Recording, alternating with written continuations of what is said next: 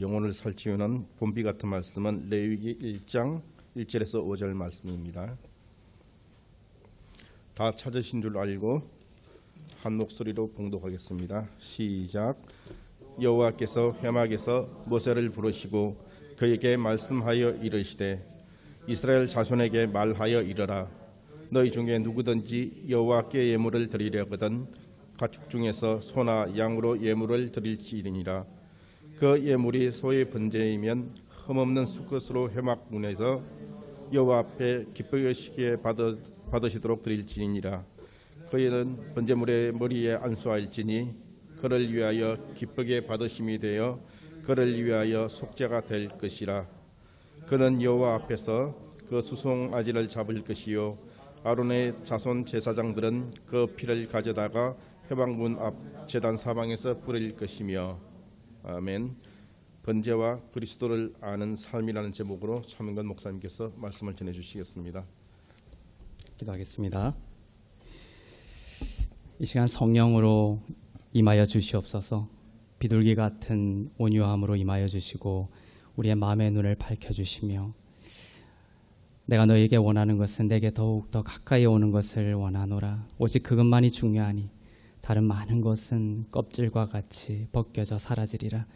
껍질에 집착하지 말고 진리를 붙잡고 참된 생명의 떡인 나를 먹고 나를 발견하라. 주님 말씀하여 주시니 감사합니다.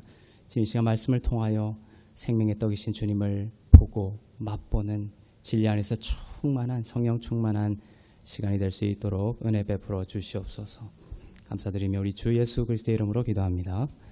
아멘. 네, 코로나 또 여러 가지 사정으로 또 온라인으로 예배드리는 사랑하는 성도님들에게도 동일한 넘치는 은혜가 있기를 기도합니다. 너무나 비가 오는 아름다운 영광스러운 주일입니다. 그간 또 불로 고통을 받았던 그 땅에도 회복과 또 온전한 복구가 있기를 기도합니다. 우리들은 예수 그리스도를 믿습니다. 우리는 그리스도 안에 있는 자이죠. 여러분이 그리스도 안에 있다면 하나님은 여러분을 죄인으로 보는 것이 아니라 의인으로 보는 것입니다. 그래서 성경에서 특히 구약에서 잠언 4장 18절과 같은 구절을 볼 때 여러분의 마음은 어떻습니까? 한번 읽어보겠습니다. 잠언 4장 18절입니다.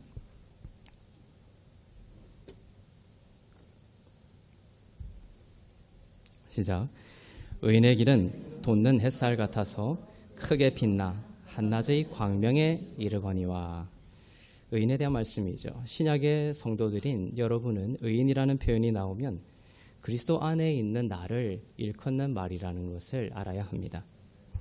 무엇을 해서 의인이 되는 것이 아니라 그리스도께서 여러분을 속량하셔서 여러분이 의인이 되었습니다. 그래서 이러한 구절을 볼 때 내가 뭔가를 해서 의인이 되는 것을 갖추어서 그렇게 되면 나에게 이러한 약속이 주어지는구나 이렇게 생각하시면 안 됩니다. 그것은 구약적 사고입니다. 나는 아무리 열심히 행하고 아무리 내가 열심히 해도 나는 악인에 불과했구나. 이 축복이 나에게는 해당 사항이 없었구나. 그렇지만 그리스도께서 나에게 하신 십자가의 공로 때문에 나는 그리스도 안에 있고 이제 이 의인은 나에 대한 말씀이구나. 이렇게 깨달아야 하는 것입니다. 이 의인에 대한 하나님의 약속은 무엇입니까? 의인의 길은 돋는 햇살 같아서 크게 빛나 한낮의 광명에 이를 것이다. 믿으십니까? 자, 여기서 우리가 부딪히죠. 나의 현실과 하나님의 약속의 말씀이 자꾸 부딪힙니다.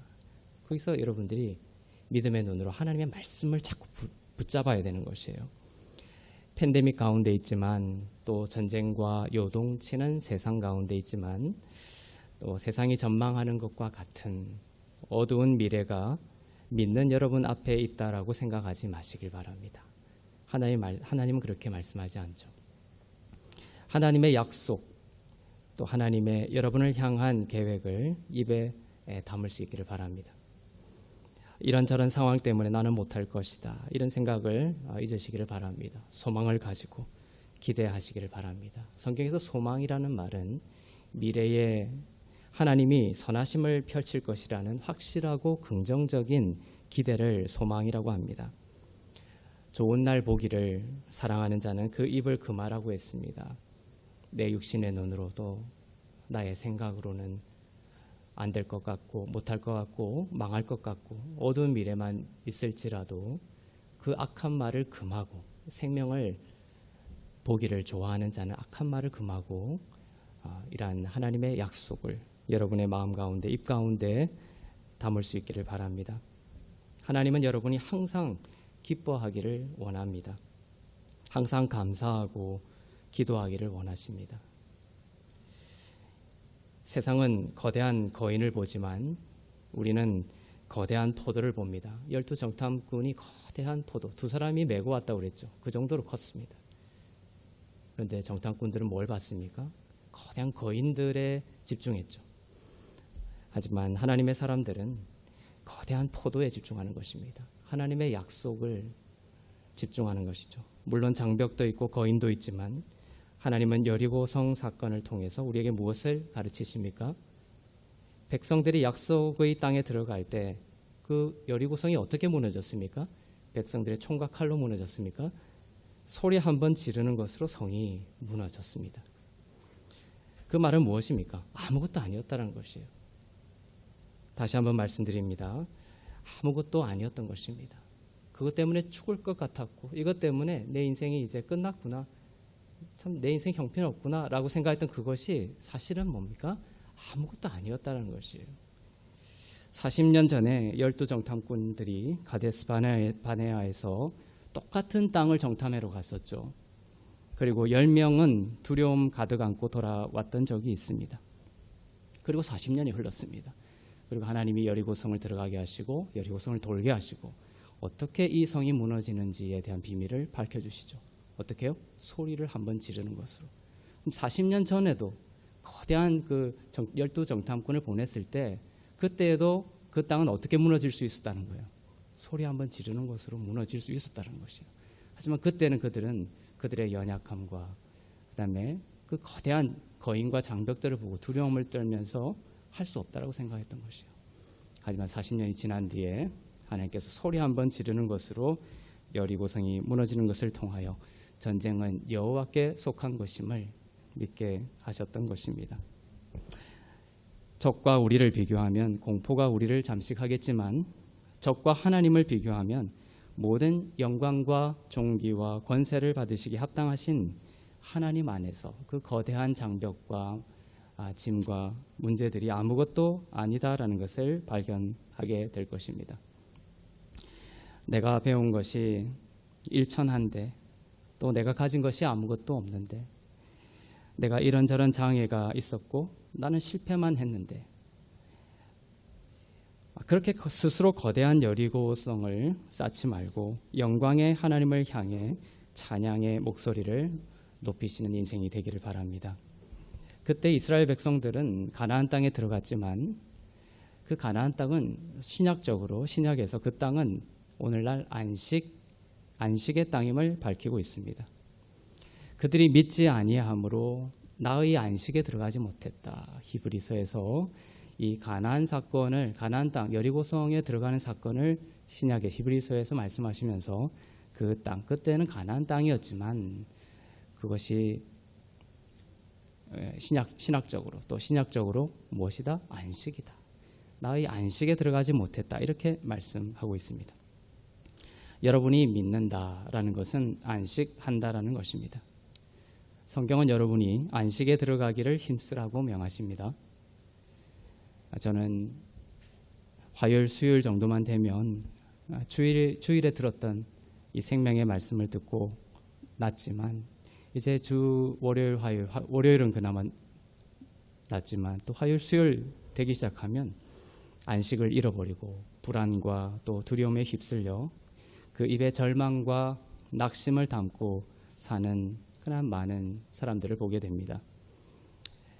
그들에게 다시 안식을 선포하기 위해 매주 이 강단에 오릅니다.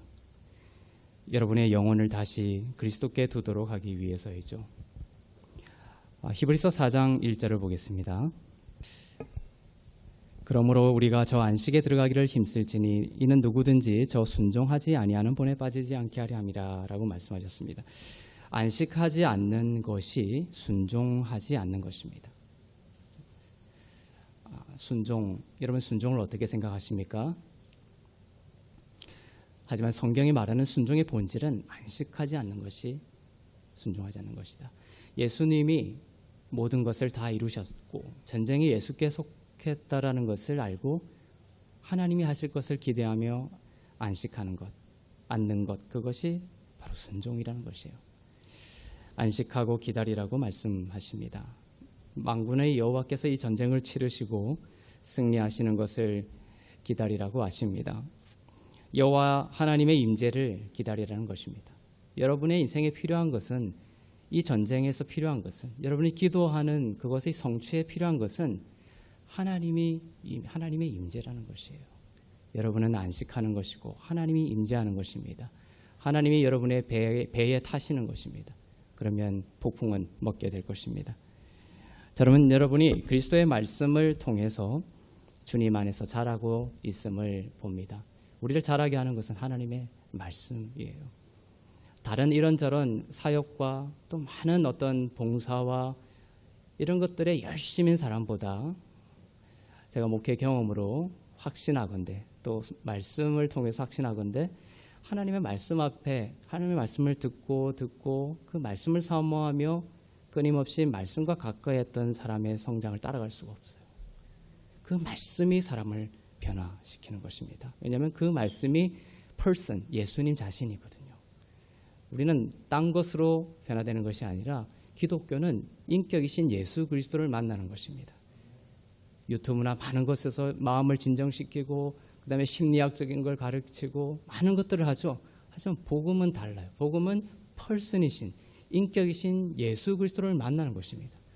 그분을 만나면 우리 가운데 변화가 있게 되는 것이에요. 그것이 말씀을 통해서라는 것입니다. 민수기 6장에 보면 이스라엘의 그 제사장들이 제사를 마치고 주님께 분향을 마치고 나오죠. 성막을 나옵니다. 그러면 하나님께 그 받은 축복을 백성들에게, 성막 밖에 기다리고 있는 백성들에게 이 제사장이 축복을 합니다. 백성들은 그 축복을 받기 위해서 제사장이 그 성막으로 들어갈 때부터 계속 기다리고 있습니다. 나올 때까지. 제사장은 나와서 백성들에게 축복을 합니다.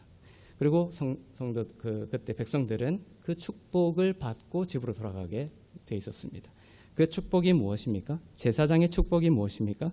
민수기 6장 25절에서 26절입니다.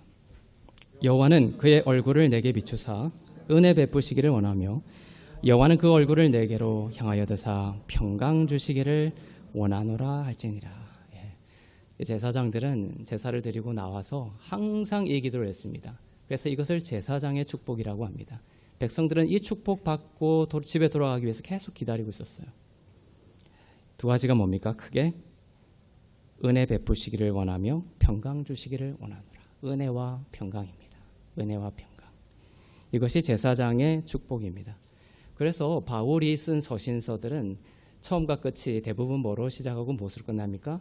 너희에게 은혜와 평강이 있기를 원하노라. 바울이 계속 이 은혜와 평강을 강조해서 서신서에서 기록하고 있는 이유가 그것입니다. 바로 제사장의 축복을 하는 것이죠. 대제사장이신 예수 그리스도를 대언하여 여러분에게 제사장의 축복을 하고 있는 것입니다. 하나님은 여러분이 언제나 은혜와 평강이 넘치기를 바라시고 축복하십니다. 그럼 어떻게 은혜와 평강을 우리가 넘치도록 받느냐라는 것이 그 비밀은 무엇이냐? 신약에서도 동일하게 이 은혜와 평강을 이제 바울이 이렇게 선포하는 것처럼 계속해서 이 은혜와 평강을 우리가 받기를 원하십니다. 그 방법을 성경은 알려주고 있죠. 베드로후서 1장 2절입니다. 네, 시작. 하나님과 우리 주 예수를 알므로 은혜와 평강이 너희에게 더욱 많을지어다. 방법이 뭐라고 되어 있습니까? 은혜와 평강이 너에게 더욱 많을 수 있는 비밀은 하나님과 우리 주 예수를 알므로. 네, 아주 중요한 말씀이죠. 은혜와 평강의 축복을 하나님 받기를 원하시는데 우리가 그 비밀은 바로 하나님과 우리 주 예수 그리스도를 아는 것이다. 그래서 이 말씀이 중요한 것입니다.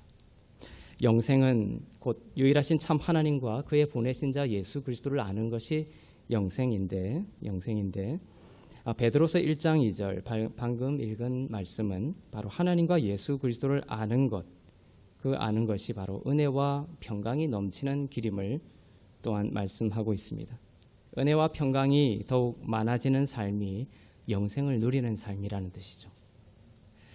그리고 그 은혜와 평강은 예수 그리스도를 더욱 알아가는 것을 통해 여러분 가운데 차고 넘칠 줄로 믿습니다. 예수 그리스도를 더욱 알아가는 삶이 되십시오. 그래서 다윗도 모든 것을 가졌던 다윗도 내 평생에 한 가지만 고르라고 하면 그 소원은 바로 여호와 전에서 여호와의 아름다움을 사모하는 것이다. 주님과 가까이, 더욱 가까이, 주님을 더욱 알기를 원하는 다윗의 소망이 여러분의 소망이 되기를 바랍니다. 그리스도를 더욱 알아가야 한다는 것이죠. 그리스도를 어떻게 알아가는가? 우리는 지난 주일 엠마오 마을로 내려가는 그 두 제자의 이야기를 나눴습니다. 그것을 통해서 우리는 무엇을 배웠습니까? 하나님께서는 우리들이 어디에서요? 말씀 속에서. 이제 신약의 성도들은 성경이 주어진 거예요. 이 말씀 속에서 예수님이 우리를 만나 주시겠다는 것입니다. 이 말씀 속에서, 성경 속에서 예수님께서 말씀하시겠다는 것입니다. 우리들이 말씀 속에서 예수 그리스도를 보기를 하나님은 원하십니다. 이것이 1순위입니다.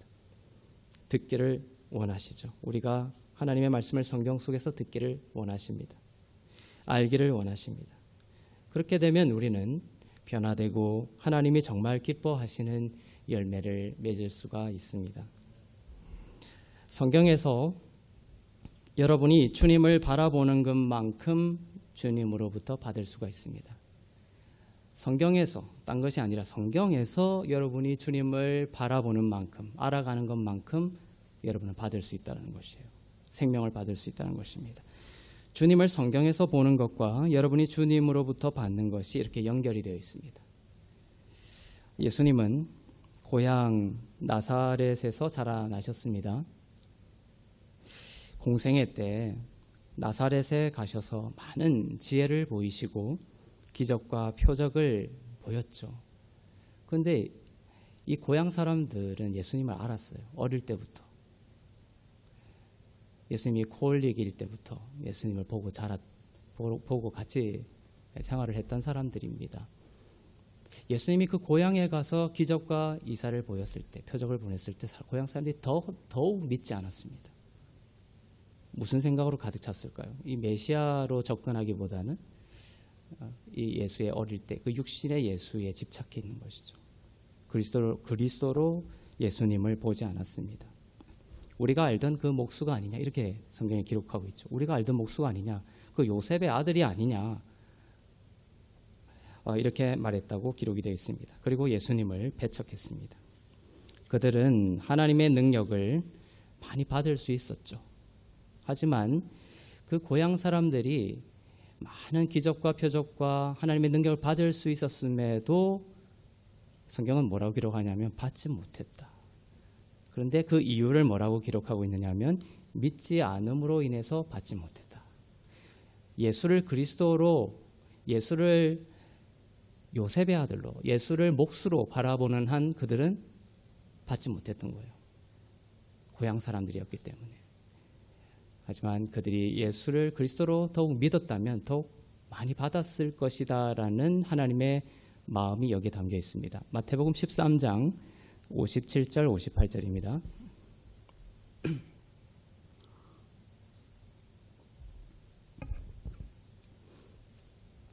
네, 시작. 예수를 배척한지라 예수께서 그들에게 말씀하시되 선지자가 자기 고향과 자기 집에서는 존경을 받지 않음이 없느니라 하시고 그들이 믿지 않음으로 말미암아 거기서 많은 능력을 행하지 아니하시니라. 그죠? 58절에 뭐라고 말씀하십니까? 그들이 믿지 않음으로 말미암아 거기서 많은 능력을 행하지 않으셨다는 거죠. 하나님이 능력을 행하시는 것과 그들이 믿는 것이 연결되어 있다고 되어 있죠.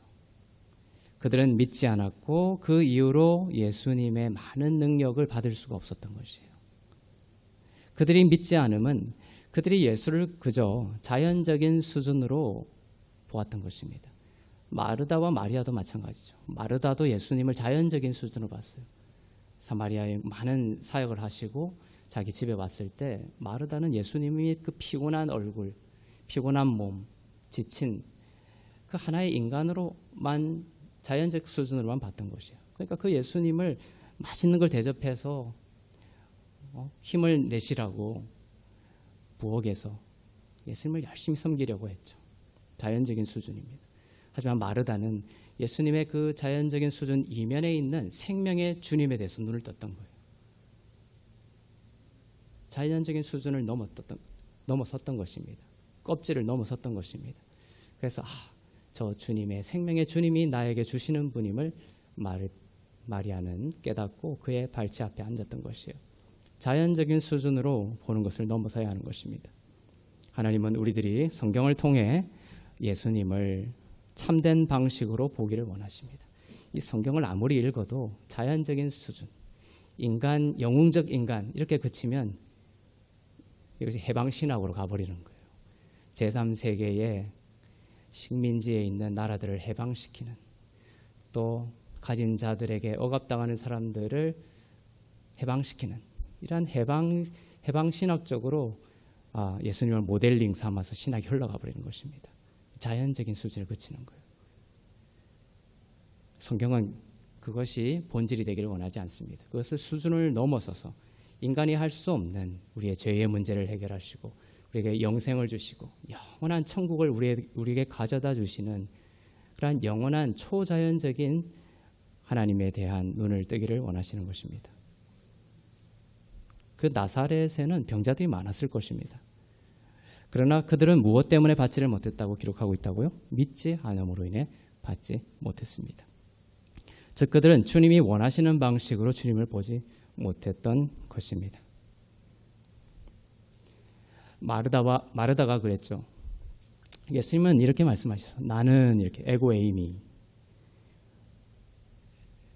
저는 우리 교회 올해표를 작년에 고민을 하다가 주님의 말씀 내 삶에 또 한 후보가 에고 에임이었어요. I am.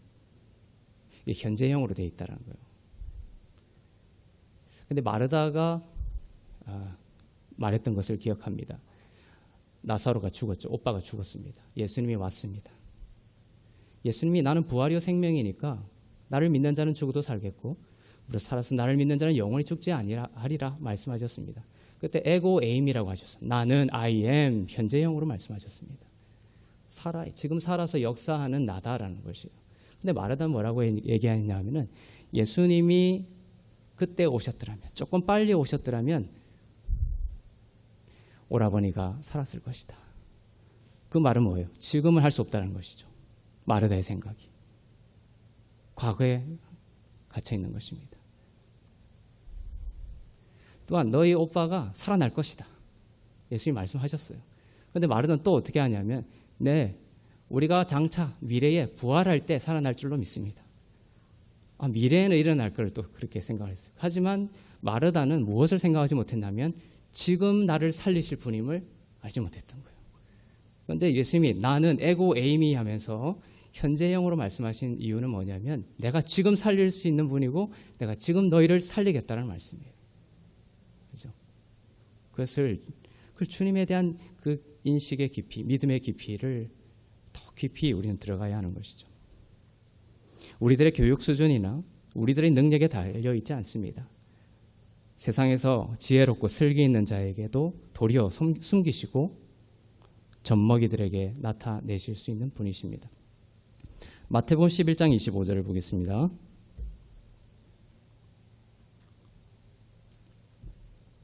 시작. 그때 예수께서 대답하여 이르시되 천지의 주제이신 아버지여 이것을 지혜롭고 슬기 있는 자들에게는 숨기시고 어린 아이들에게는 나타내심을 감사하나이다. 어린 아이들에게 나타내신다고 합니다. 어린 아이들은 필요한 것이 있으면 온전히 그렇게 생각하죠. 여러분들도 어릴 때 생각해 보십시오. 장난감 하나가 필요하면 내가 열심히 일해가지고 이 장난감 사야지 이렇게 생각 안 하죠. 아버지한테 얘기해야 되겠다. 아버지가 사주시겠지. 그 어린아이와 같은 자에게 나타나시는 거예요. 그것을 하나님은 기뻐하십니다. 아빠에게 달라고 해야지. 젖먹이들은 막 울잖아요.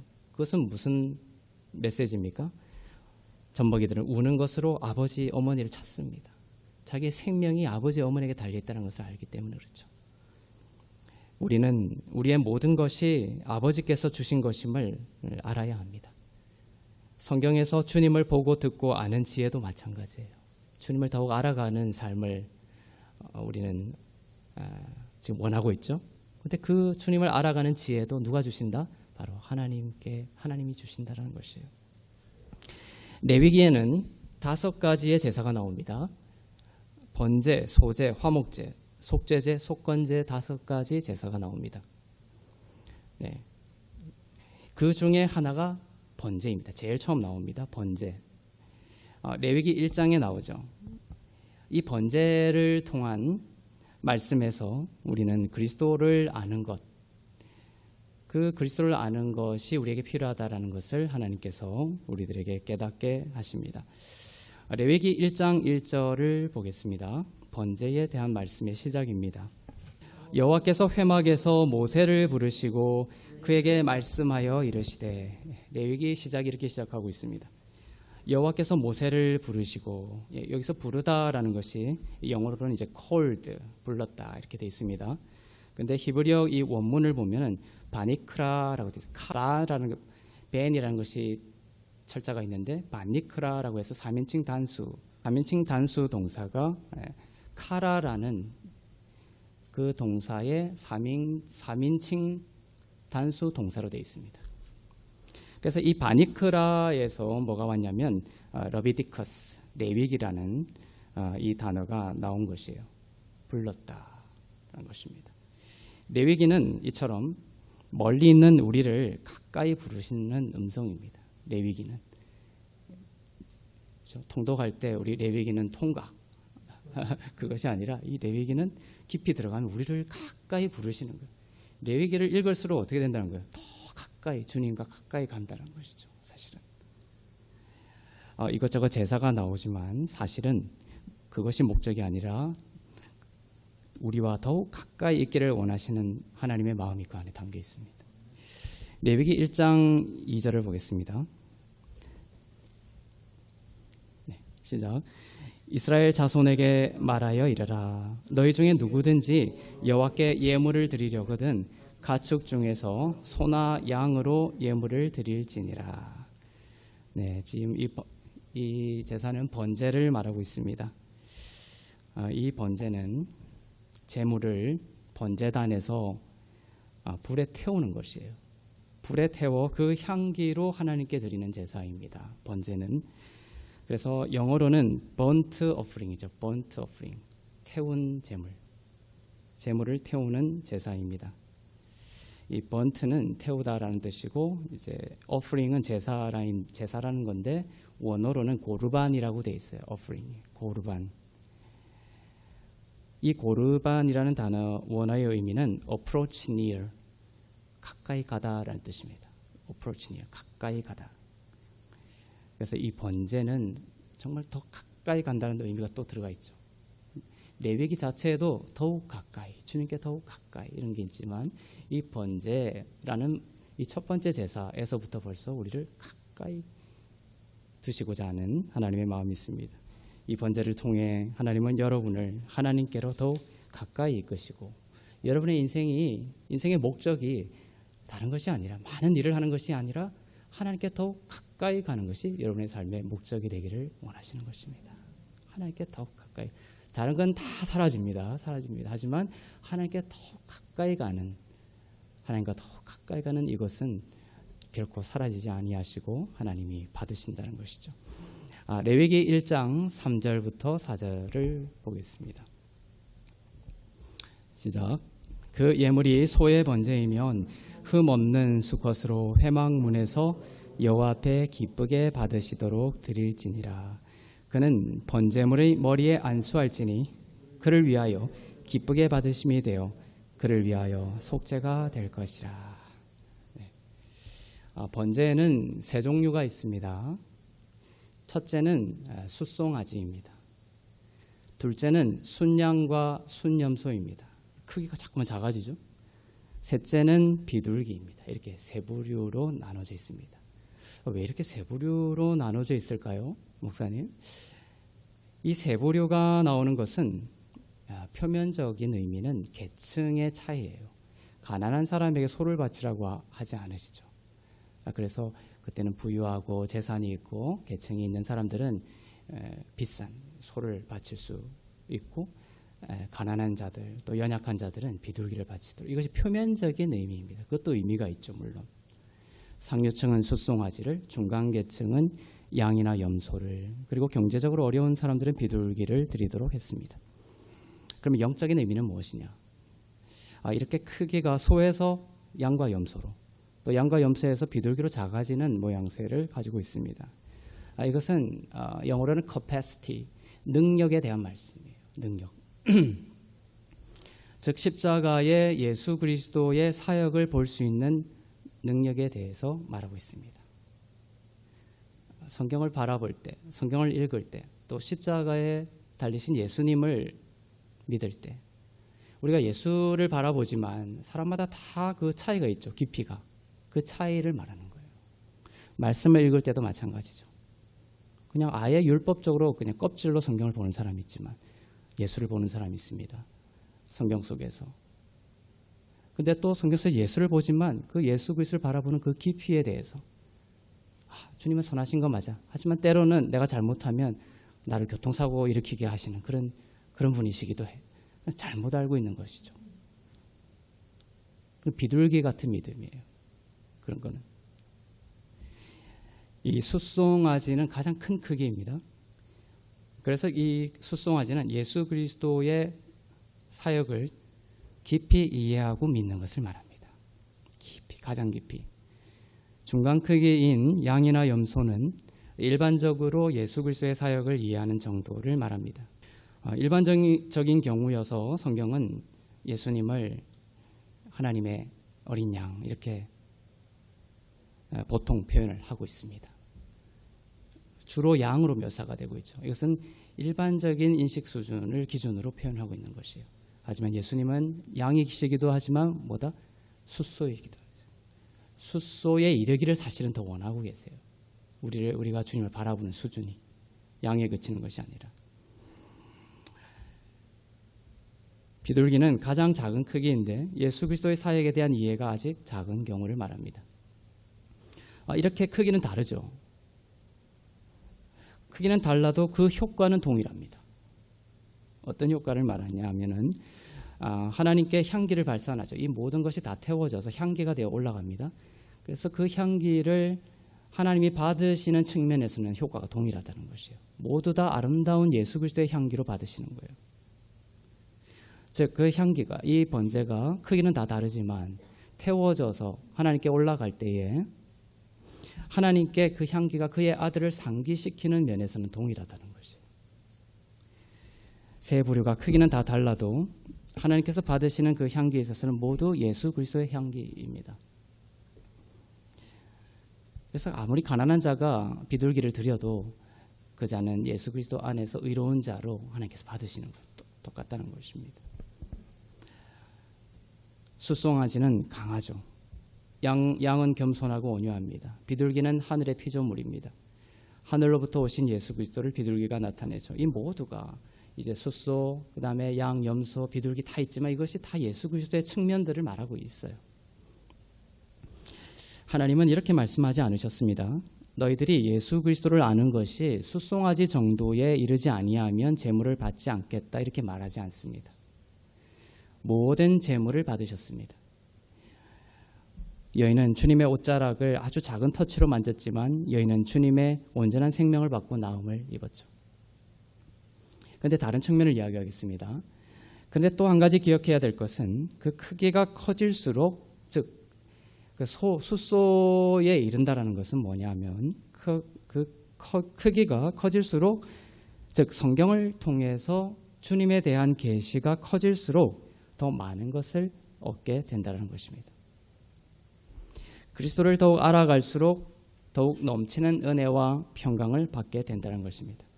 아까 말씀했죠. 베드로 말씀을 통해서 그리스도를 알아감으로 너희에게 은혜와 평강이 더욱 많아진다라고 말씀하고 있습니다. 그리스도를 더욱 깊이 알아가는 것에 대한 말씀이에요. 숫소, 그다음에 순양, 염소, 비둘기, 이것이 그리스도를 더욱 알아가는 것을 말하는 것이다. 그렇게 알아갈수록 숫소에 이를수록 너에게 은혜와 평강이 더욱 많아지게 된다는 것을, 그러한 신학적인 하나님의 마음을 레위기에서 이렇게 그림 언어로 제사로 우리에게 나타내고 있는 것입니다.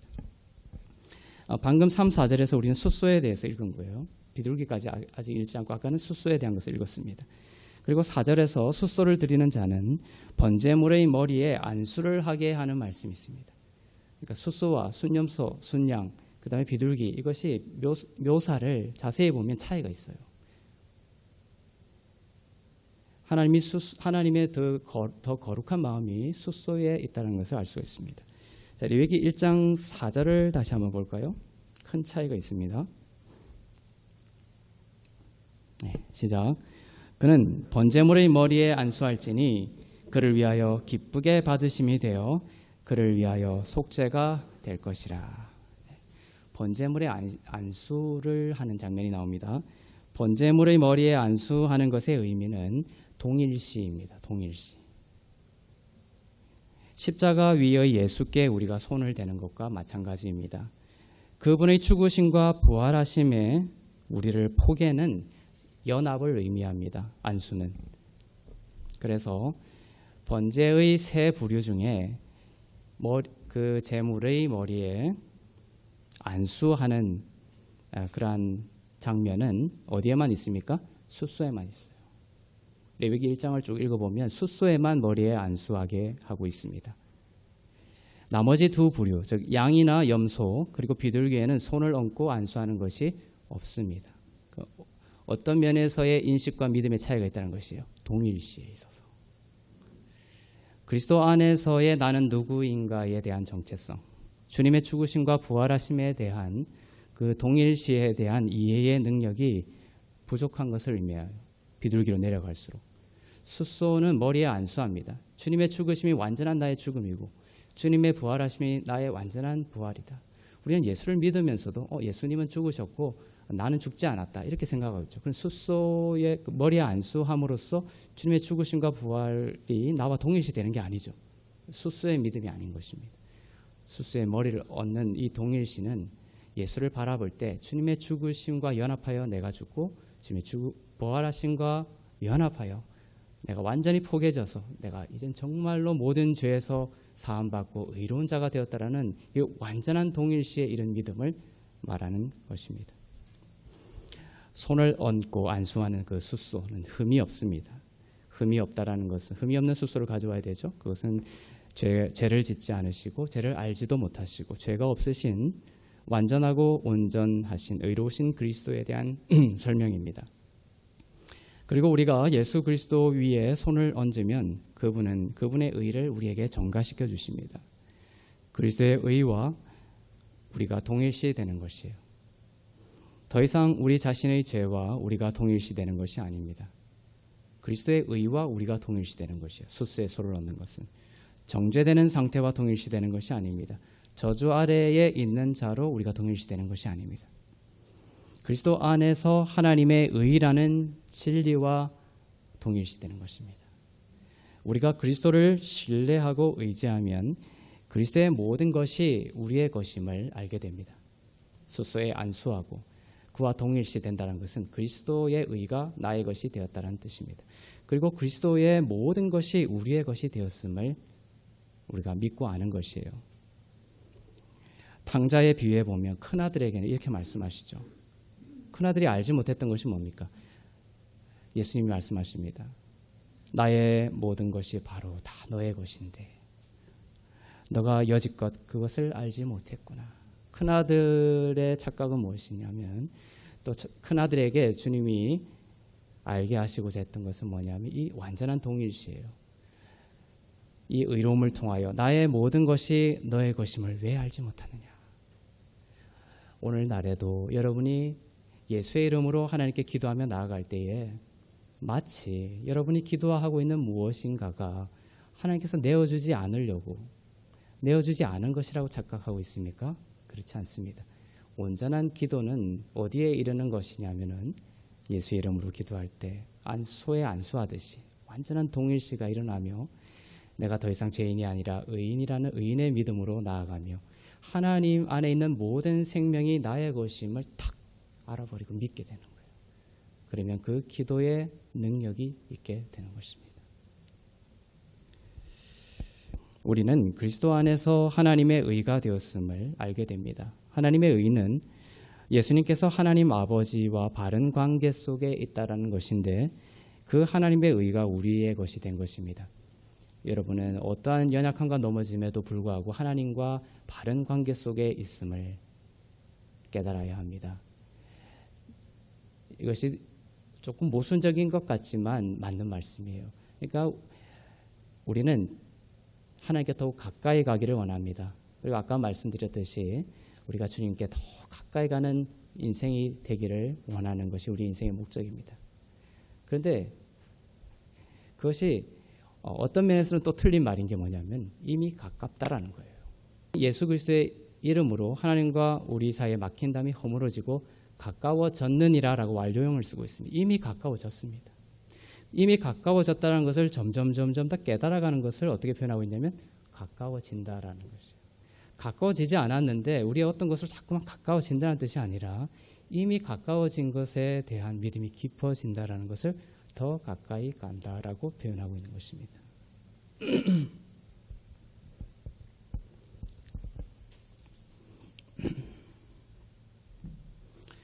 소에 안수할 때 또한 역으로 우리의 죄가 소에게 전가가 되죠.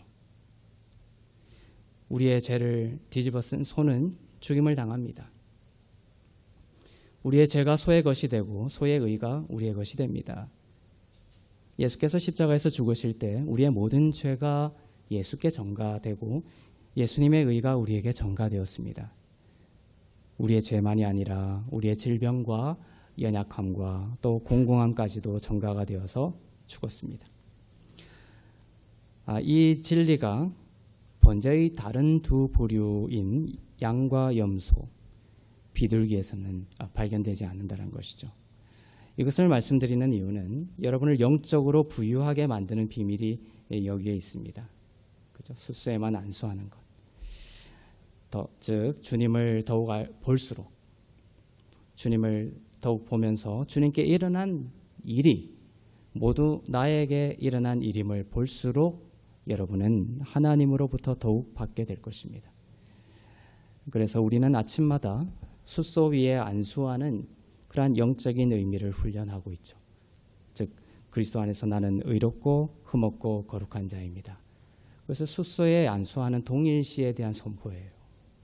양과 염소, 비둘기에는 발견되지 않은 오직 숫소에게만 발견되는 동일시.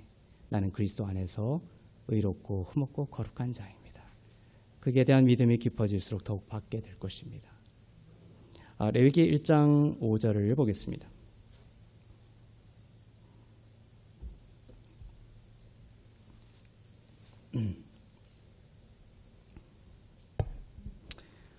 시작. 그는 여호와 앞에서 그 숫송아지를 잡을 것이요 아론의 자손 제사장들은 그 피를 가져다가 회막 문 앞 제단 사방에 뿌릴 것이며. 네, 다시 말씀드리지만 우리가 기억해야 할 것은 모든 제물은 하나님께 받아들여지고 각각은 다 향기로운 향기가 되어 주님께 드려진다라고 말씀드렸습니다. 왜냐하면 모든 제물은 예수님을 상기시키기 때문입니다. 영생이라는, 우리가 예수님을 믿으면 영생을 얻죠. 거듭남의 영생을 얻습니다. 이 영생이라는 구원을 받기 위해서는 예수 그리스도에 대한 큰 알미 필요 없습니다. 십자가 우편에 있던 그 강도가 예수님을 얼마나 알고 영생을 얻었겠습니까? 깊이 엄청나게 알아야 됩니까? 오늘 너가 나와 함께 낙원에 있으리라. 강도가 예수 그리스도를 알고 영원한 생명을 얻기 위해서는 큰 알미 필요한 것은 아니에요. 예수를 그리스도로 알고 예수를 하나님의 아들로 알고 그분의 피로 나의 모든 죄가 용서함 받고 이런 자가 되었다라는 이 믿음이 있으면 됩니다. 그러나 어둠을 이기고 이 땅에서 하나님의 백성으로 살아가기 위해서는 우리가 무엇이 필요하냐면 은혜와 평강과 생명을 넘치도록 받는 것이 필요합니다. 하나님의 백성으로서 이 땅을 어둠과 싸우며 또 하나님의 나라를 살아가기 위해서 은혜와 평강이 넘치도록 필요하죠. 그러기 위해서는 우리에게 무엇이 필요합니까? 바로 숫소의 믿음이 필요하다는 것이에요. 우리는 숫소를 사모합니다. 비둘기에서 양과 염소로 또 양과 염소에서 숫소로 더욱 큰 믿음을 하나님께서 우리에게 주시기를 사모합니다. 그리고 그 믿음은 예수 그리스도를 더욱 알아가는 것입니다. 숫소는 여러분에게 큰 믿음을 줄 것입니다. 번제의 제물을 이렇게 가지고 오면 제물을 가지고 온 자는 칼을 들고 직접 죽입니다. 제물을 가지고 가면 제사장이 죽이는 것이 아니라 이 제물을 가지고 온 사람한테 칼을 쥐어줍니다. 그리고 그 사람이 그 제물을 목을 따게 돼 있어요. 직접 숫소를 죽입니다. 왜냐하면 하나님은 제물을 가지고 온 자가 알기를 원하시는 거예요. 예수를 십자가에 못 박은 것이 바로 너라는 것이에요. 우리의 죄 때문에, 나의 죄 때문에 예수께서 이렇게 참혹하게 죽으셨구나라는 것을 우리가 알기를 원하시는 거예요. 그래서 직접 칼을 쥐어주고 그 제물을 죽이게 만듭니다. 가지고 온 자가 직접 죽이도록 하는 것은 또 차이가 있습니다. 어디 세 부류가 있다고 했죠? 직접 죽이게 하는 것은 또 두 부류에만 있어요. 어디가 있게? 숫소입니다. 그리고 양과 염소까지입니다. 비둘기에는 어떻게 되어 있어요? 비둘기는 제사장이 직접 죽입니다. 제사장이 죽입니다. 제물을 가지고 온 자가 죽이지 않습니다. 이 비둘기라는 것은 그래서 그리스도에 대한 믿음이 얼마나 얕은지를 말해주고 있죠. 그리스도의 죽음이 나의 죄 때문에 정말 그리스도께서 죽으셨다는 그 믿음에 대한 믿음과 암과 인식이 얕은 것입니다.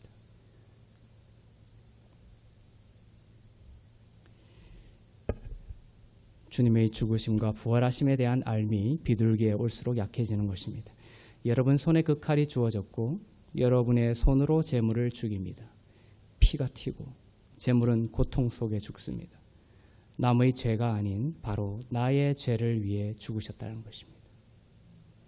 그리고 추상적으로 죽은 것이 아니라 정말 죽으셨다는 것을 믿으라는 것입니다. 너희의 과거와 현재와 미래의 모든 죄가 정말 죽었고 사함을 받았다는 것을 믿고 너희가 하나님의 의가 되었음을 깊이 알고 믿으라는 것입니다. 그래서 탕자의 비유에서도 북문에서 죽이게 되어 있지만 탕자가 돌아왔을 때 아들 앞에서 소를 죽여버리는 거예요. 정말 너의 아들의 위치는 견고하고 확실하다는 것이에요. 정말 너를 위해서 예수께서 죽으셨다는 것을 보게 하시는 겁니다. 사랑하는 성도 여러분, 말씀 가운데 점점 더 예수 그리스도를 알아가서 양과 염소 그리고 숫소의 믿음에 이르기를 바랍니다. 그리하여 은혜와 평강이 더욱 많아지고 넘치는 삶이 되기를 바라고 그 영생이 여러분의 삶을 통해 많은 영혼들에게 전해지기를 주님의 이름으로 축원합니다. 기도하겠습니다.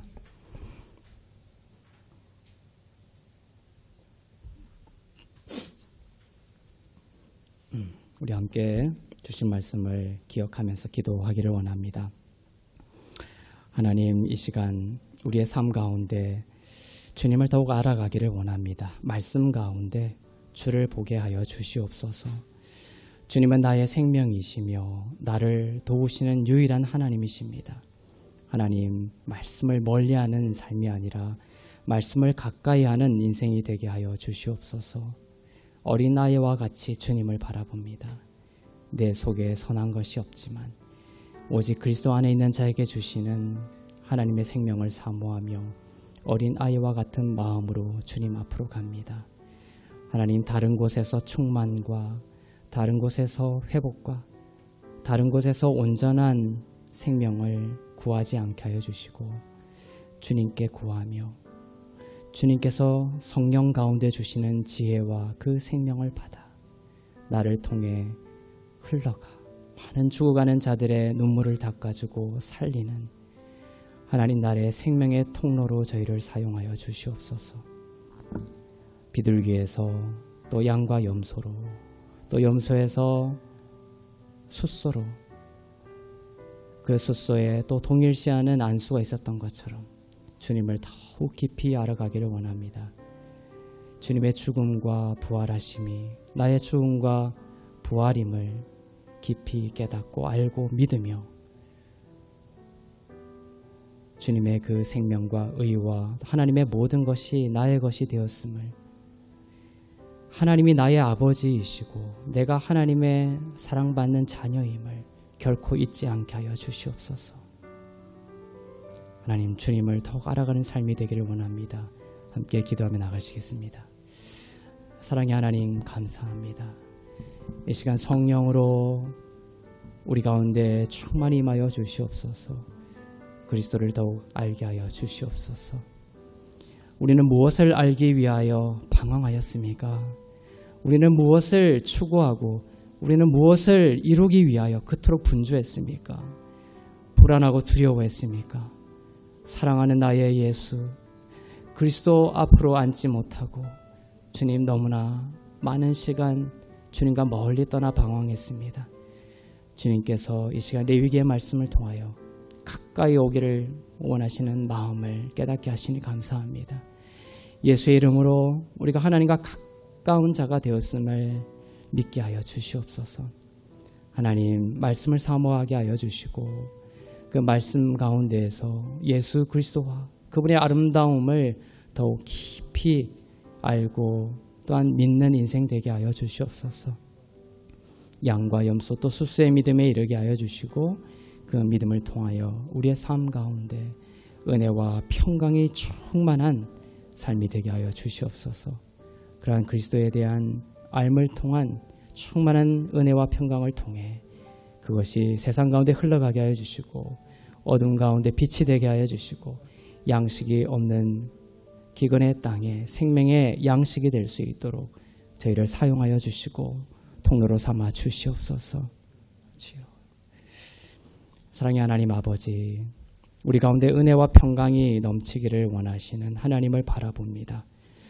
말씀 가운데 주를 보게 하옵소서. 어린아이와 같이 주님을 사모합니다. 주님은 나의 생명이시며 나를 도우실 유일한 하나님이시기 때문입니다. 말씀 가운데 주님의 임재를 사모합니다. 말씀 가운데 주님을 더욱 알게 하시고 은혜와 평강이 더욱 넘치는 삶으로 인도하여 주옵소서. 숫소의 재물에 이르는 것처럼 그리스도로 충만한 영혼이 되게 하시고 그리스도께서 다스리시는 믿음의 삶이 되게 하옵소서. 숫소의 죽음과 함께 나의 옛사람이 죽고 나의 죄가 죽고 나의 모든 어둠이 죽었음을 알게 하시고 하나님의 의를 붙들고 그리스도의 충만한 믿음으로 하나님 나라를 살아갈 수 있도록 은혜와 평강이 넘치도록 인도하여 주시옵소서. 우크라이나와 그 전쟁이 있는 땅에 하나님의 평화와 자유를 회복시켜 주시고 예배가 회복되고 교회가 더욱더 하나님의 임재 가운데 생명 가운데 더욱 부흥할 수 있도록 하나님 지키시고 보호하여 주시옵소서. 또 산불과 많은 재난으로 눈물 흘리는 자 가운데 찾아가 주셔서 위로하여 주시고 또 온전한 복구와 삶의 터전이 회복될 수 있도록 인도하여 주시옵소서. 또 새로운 대통령과 함께 이 나라를 주님 손에 의탁합니다. 새롭게 하여 주시고 더욱 하나님의 통치와 다스림이 온전히 드러나는 나라가 될 수 있도록 지키시고 인도하여 주시옵소서. 질병 가운데 있는 자들 주님 진리의 말씀으로 붙들어 주시고 보혈의 능력으로 낫게 하여 주시어서 주님 예배하고 일평생 주님을 더욱 알아가고 찬양하는 삶의 자리로 늘 불러주시고 세워주시고 인도하여 주시옵소서.